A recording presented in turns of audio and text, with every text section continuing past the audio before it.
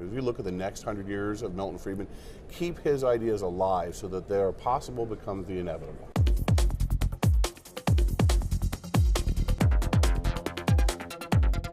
So let's talk about education, school choice. You know, I'm from California and you're with the Friedman Foundation. Is there any momentum on school choice in California? So there's momentum all across the country, first of all, right? So in the last 2 years, we've had the biggest expansion of school choice since Milton started the idea in 1955. A total of about 19 states have passed 21 school choice bills, 11 created new programs, and 10 expanded their programs.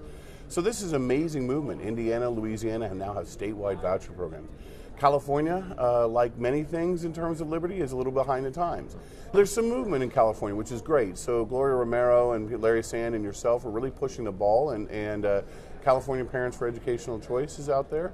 So there's some movement, particularly on the public-to-public transfer stuff and allowing them to go to private schools. Ben Austin's work on Parent Trigger is beginning to make a dent.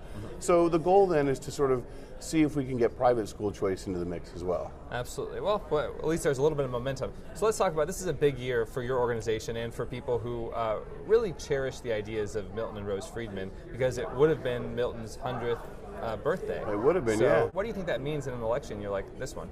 So I think it's a chance, when you look at 100 years of centennial, it's a chance to both look backwards and look forwards. And if you look backwards on Milton Friedman's century, there's no doubt that he had a huge impact, Ryan, on all the things that we care about. Education reform, the all-volunteer army, economic policy, incredible impact. But as we look forward, we have to say, okay, so where are we going to go with Milton's ideas and how are we really going to stick to them? Milton said there's an enormous inertia, a tyranny of the status quo in private and especially government arrangements.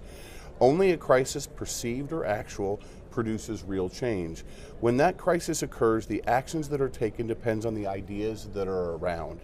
That, I believe, is our basic function, to develop alternatives to existing policies, to keep them alive and available until the politically impossible becomes the politically inevitable. That is our quote to think about as we go forward. As we look at the next 100 years of Milton Friedman, keep his ideas alive so that they are possible becomes the inevitable.